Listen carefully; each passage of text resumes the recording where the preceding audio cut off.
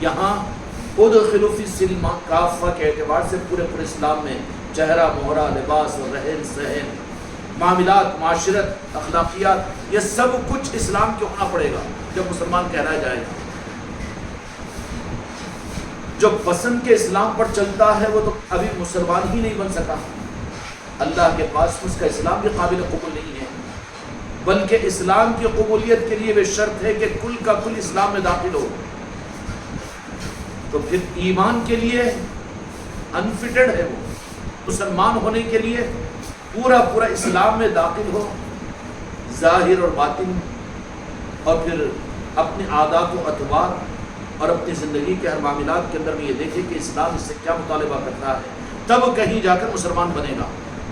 اب اس سے آگے کا درجہ ایمان والے کا ہوگا کہ مومن کا ہوگا، کہ جو ظاہری اسلام کو اختیار کر لے وہ مسلمان ہے، لیکن جو محنت کر کے اپنے قلب میں میرے مصطفیٰ کی نارین پاک کو بسا لے، زندگی اور خواہشات اور تمناؤں میں آخری تمنا نہ دنیا کی ہو، نہ دنیا کی زندگی کی ہو، نہ جنت کی ہو، نہ جہنم کی ہو، اور اب اس منزل کے اوپر جب ایمان کی منزل آتی ہے، ایمان کی منزل آتی ہے تو ایمان کی منزل، تو وہاں ایمان کے معاملات کے اندر بھی صرف میرے آقا کی ذات اور آپ کا امتی دونوں ہی رہتے ہیں۔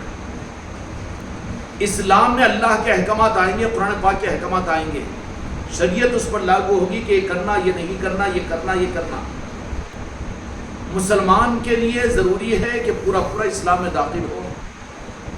اسلام میں جب داخل ہو گیا ہو تو پھر ولایت، ابھی ولایت کا میدان اس کو نہیں ملے گا، بلکہ اس کے بعد میں جو نمبر آئے گا وہ ایمان کا آئے گا۔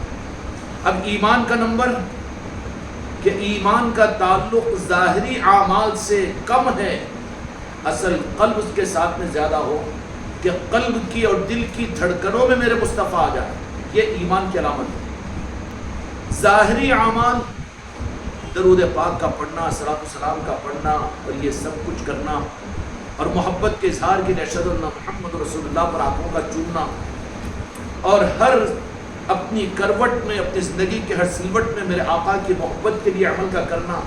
نماز بھی پڑھے تو اس کے اندر بھی ارادہ یہ ہے کہ میرے مصطفیٰ کی خوشنودی کے لیے میں پڑھ رہا ہوں، میرے آقا کے آنکھوں کی ٹھنڈک ہے۔ زکوٰۃ بھی دے، حج بھی کرے، روزہ بھی رکھے، اعمال کا رخ بھی نارین پاک مصطفیٰ ہو جائے، تو وہ مومن ہونے کی پہچان ہے کہ ایمان کو نارین پاک مصطفیٰ سے جوڑ دیا گیا۔ حقیقت میں یہی حق ہے، قرآن پاک کا نظریہ ہی یہ نظریہ ہے۔ پورے اسلام پر چلے بھی، لیکن وہ زبان سے یہ کہے کہ ہم مومن آئے تو خدا نے برداشت نہیں کیا، تو پورے اسلام پر چلنے والے وہ بدوی صحابہ یہ تو نہیں کہہ سکتے نعوذ باللہ علیہ باللہ۔ قرآن پاک کی جو آیت شریفہ نازل ہوئی کہ ان بدوی صحابہ اکرام، دیہات کے رہنے والے صحابہ نے آ کر میرے آقا کی بارگاہ میں، بارگاہ مصطفیٰ میں یہ عرض کیا کہ یا رسول اللہ، ہم ایمان والے آئے ہیں۔ اللہ نے برداشت نہیں کیا، فرمایا فوراً آیت شریفہ نازل کر دی کہ میرے محبوب آپ فرما دیجیے۔ تھوڑی سی بات تھی نا لچک کی، کیا ہوتا لائٹ لینے، یہاں لائٹ نہیں، لائٹ لینے والے کو فائٹ پڑتا ہے، وہاں نہیں چلے گا۔ اللہ اس کے محبوب یہ گوارا نہیں کرتے کہ حق کے طالب ہو۔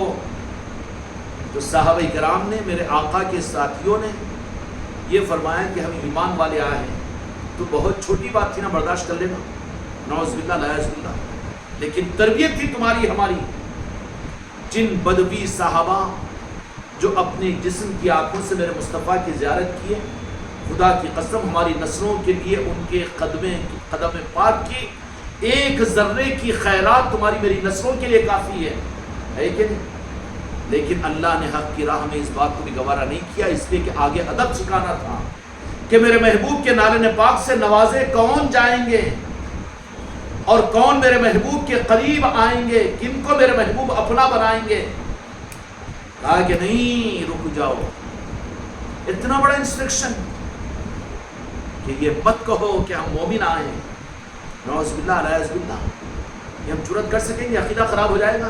وہ آنے والے بدوی صحابہ جو دیہات کے تھے، مومن نہیں، خدا کی قسم مومن کیا ہے، ان کے خطوں کی دھول ہے، تھے نہیں تھے، لیکن اللہ یوں کہہ رہا ہے کہ تم مومن مت کہو اپنے آپ کو، تم ابھی اسلام میں داخل ہوئے ہو، ایمان ابھی تمہارے اندر میں داخل ہونا باقی ہے۔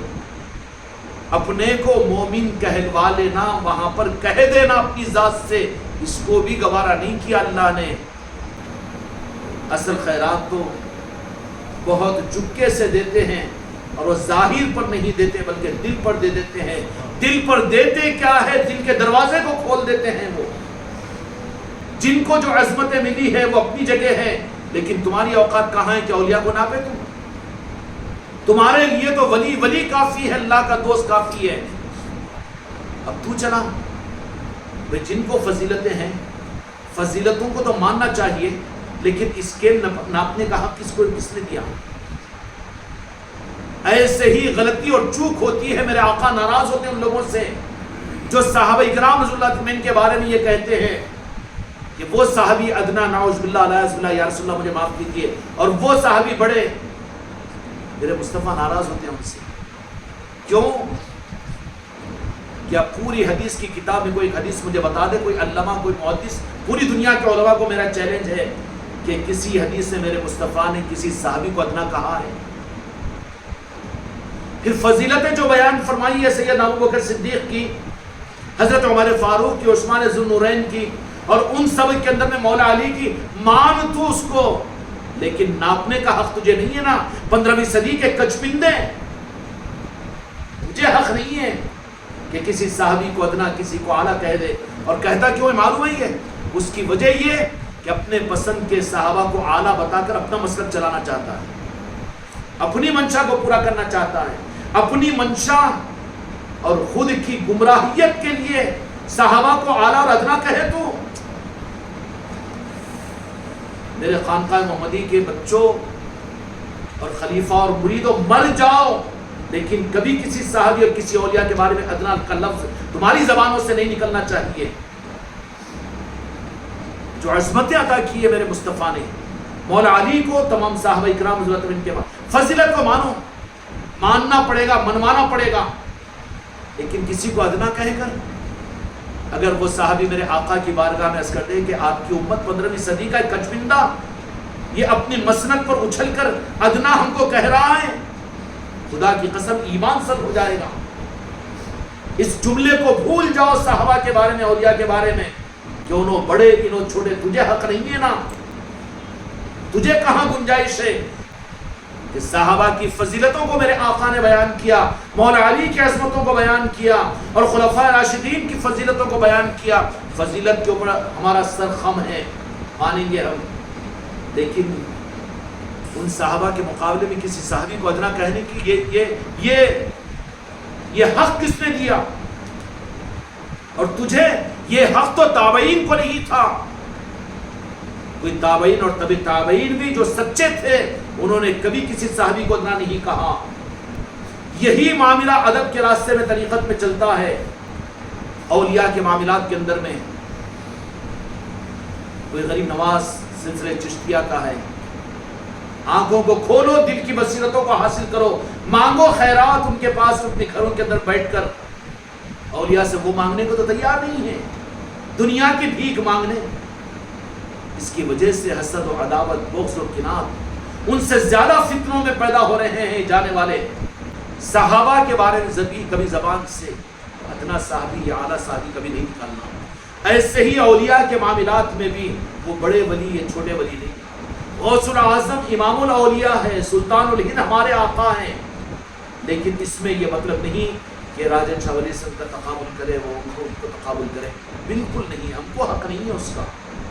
باقی جو بڑے ہیں جن کے احادیث میں اور جن کی فضیلتیں وارد ہو چکی ہے، دوسرے اولیاء نے ان کے بارے میں کہہ دیا کہ یہ اس درجے کے، وہ مانیں گے ان کی فضیلت کی بات کو، لیکن تقابل کا حق ہم کو نہیں ہے کہ ہم کسی کو چھوٹا کہے، برا مانا جائے گا۔ سمجھ میں آ گئی بات؟